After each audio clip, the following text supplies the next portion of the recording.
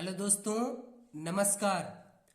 जैसा कि आप लोग स्क्रीन पर देख रहे हैं, ये जो तीन शब्द हैं, ये जो तीन वर्ड्स हैं, इंगेजमेंट, फियोंसे और स्पाउस, इनका हम लोग अपने दैनिक जीवन में या रोजमर्रा की जिंदगी में खूब प्रयोग करते हैं।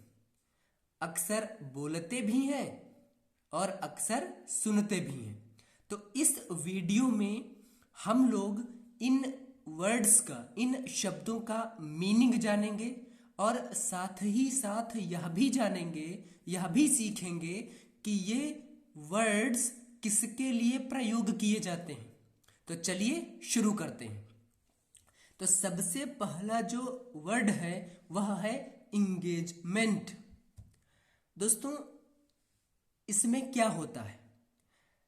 जब इंगेजमेंट होता है तो उसमें जो लड़का और लड़की हैं वह एक दूसरे से प्रॉमिस करते हैं, वादा करते हैं, वचन देते हैं। किस चीज का? शादी करने का।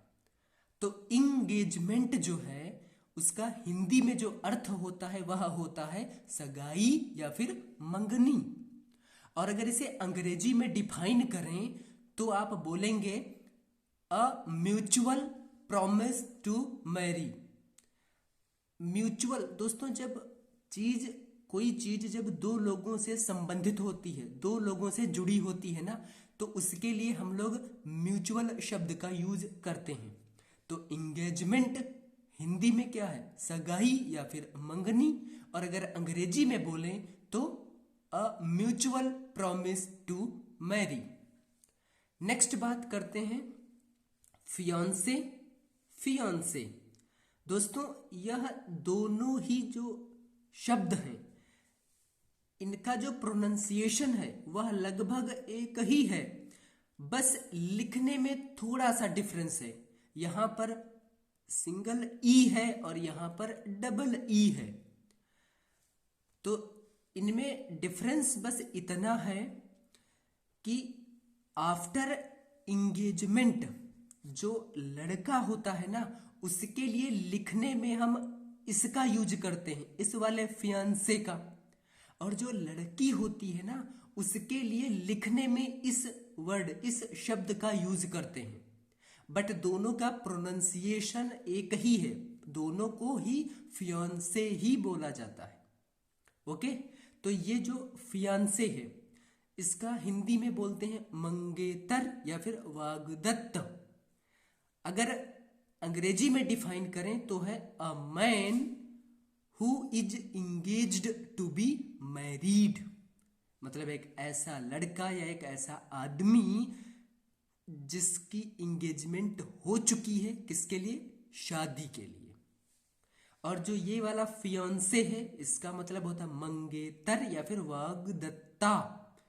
और अगर अंग्रेजी में डिफाइन करें तो a women who is engaged to be married. शादी करने के लिए जिसकी इंगेजमेंट हो चुकी है उसको बोलते हैं फियोंसे।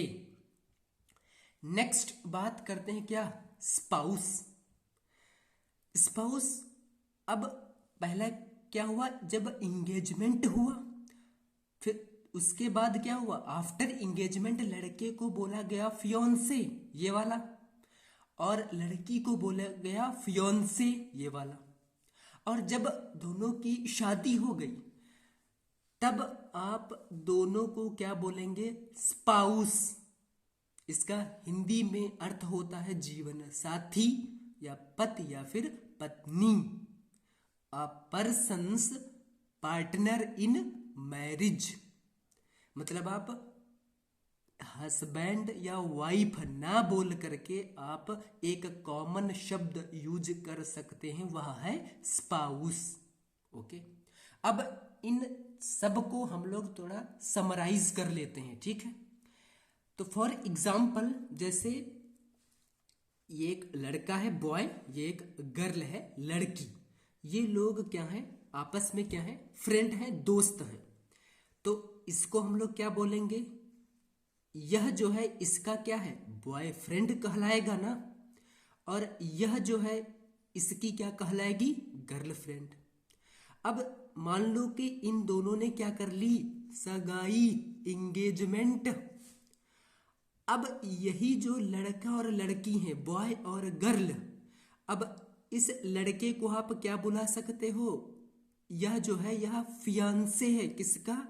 इस लड़की का। और इस लड़की को आप क्या बुलाएंगे? फियांसे, किसका? इस लड़के के लिए। और इसके बाद दोनों ने क्या कर ली? शादी, मैरिज, दोनों का हो गया विवाह। अब आप, यह लड़का जो है यह क्या है? हस्बैंड है, किसका? इस लड़की का। और यह लड़की क्या है? वाइफ है, किसकी? इस लड़के की। तो हस्बैंड और वाइफ अलग अलग ना बोलकर दोनों के लिए ही एक कॉमन शब्द है, वह है स्पाउस। यह लड़का इस लड़की का क्या है? स्पाउस। और यह गर्ल, यह लड़की इस लड़के का क्या है? क्या है? स्पाउस। तो उम्मीद करता हूं दोस्तों यह जानकारी आप लोगों को पसंद आई होगी। यदि पसंद आई है तो please like, subscribe and press the bell icon. धन्यवाद।